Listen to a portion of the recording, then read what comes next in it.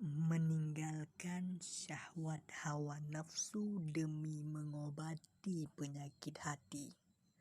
Ketahuilah apa yang telah kami uraikan sebelum ini. Jika Anda perhatikan sungguh-sungguh, niscaya terbukalah mata hatimu dan tersingkaplah bagimu dengan terbitnya cahaya ilmu pengetahuan dan keimanan. Segala penyebab penyakit hati serta cara pengobatannya. Namun sekiranya hal itu berada di luar kemampuan Anda, seyogianya Anda mencukupkan diri dengan mempercayai, mengimani saja cara pengobatan itu, seraya mengikuti bimbingan dari orang yang memang layak untuk diikuti. Sebab keimanan mempunyai tingkatan tertentu, demikian pula pengetahuan mempunyai tingkatan, dan pengetahuan juga dapat dicapai setelah adanya keimanan. Karena ia biasanya datang di belakangnya, sebagaimana dalam firman Allah, yarfa'illahu alladhina amanu minkum walladhina utul ilma darajat. Allah akan mengangkat derajat orang-orang yang beriman di antara kamu dan orang-orang yang diberi ilmu beberapa derajat. Al-Mujadalah 11. Maka barang siapa mempercayai bahwa tindakan melawan hawa nafsu adalah jalan menuju Allah, sedangkan dia tidak mampu mengendalikan alasannya maupun rahasia yang tersembunyi di balik itu, dia tergolong orang-orang yang beriman. Namun apabila dia mampu mengetahui apa yang telah diungkapkan tentang penyakit-penyakit hati yang ditimbulkan oleh syahwat hawa nafsu, dia termasuk orang yang diberi ilmu pengetahuan. Bagaimanapun kepada masing-masing dari kedua kelompok itu, Allah telah menjadikan kebaikan darinya. Dalil-dalil tentang cara pengobatan hati dengan melawan nafsu. Adapun dalil-dalil yang mengundang keimanan pada hal ini sungguh amat banyak, baik dalam Al-Quran maupun Sunnah, serta ucapan-ucapan para ulama, di antaranya firman Allah. Adapun orang-orang yang takut pada kebesaran Tuhannya dan menahan diri dari keinginan hawa nafsunya, maka sungguh surgalah tempat tinggalnya. An-Nazi'at 40-41. Firman-Nya pula, ulaikal ladzina tahanallah qulubahum littaqwa. Mereka itulah orang-orang yang telah diuji hatinya oleh Allah untuk bertakwa. Al-Hujurat 3. Sebahagian mufassir menyatakan yang dimaksud pada ayat tersebut yaitu Allah mencabut keinginan mengikuti hawa nafsu dari hati mereka.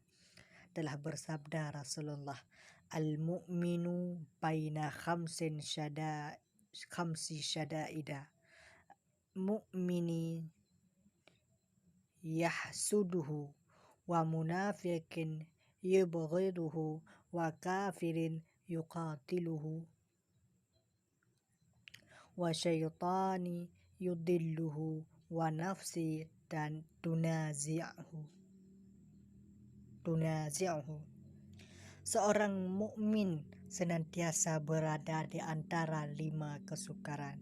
Seorang mukmin lainnya yang merasa iri kepadanya, seorang munafik yang membencinya, seorang kafir yang memeranginya, setan yang berusaha menyesatkannya, dan hawa nafsu yang menariknya ke arah keinginan yang buruk.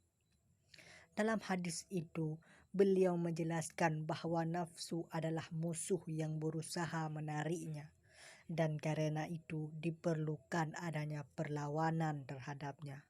Diriwayatkan bahwa Allah telah mewahyukan kepada Daud alaihissalam, "Hai Daud, ingatlah dan pertakutilah para pengikutmu dari mengikuti hawa nafsu, sebab mereka yang hatinya terkait pada syahwat-syahwat dunia, akal mereka pasti terhijab dariku. Isa alaihissalam pernah berkata, berbahagialah siapa yang meninggalkan suatu keinginan nafsu yang hadir di depannya demi sesuatu yang dijanjikan pahalanya yang belum pernah dilihatnya.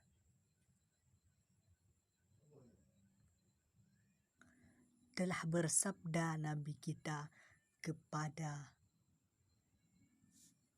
sekelompok kaum muslim yang baru pulang dari medan jihad, marhaban bikum qadimtum minal jihadil asghari ilal jihadil akbar.